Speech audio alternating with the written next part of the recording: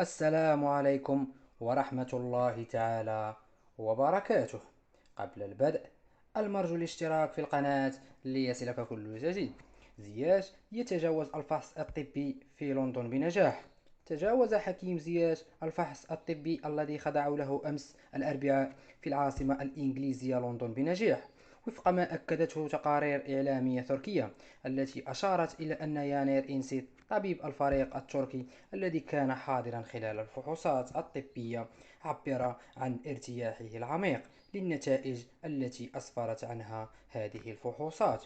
وسيوقع زياش بعد تجاوزه الفحص الطبي على عقد مع غلطة سراي مدته 3 سنوات، وقد يحمل الرقم 10 في الفريق وفق ما كشفت عنه ذات التقارير الإعلامية التركية. إن أعجبكم الفيديو المرجو دعمنا بلايك.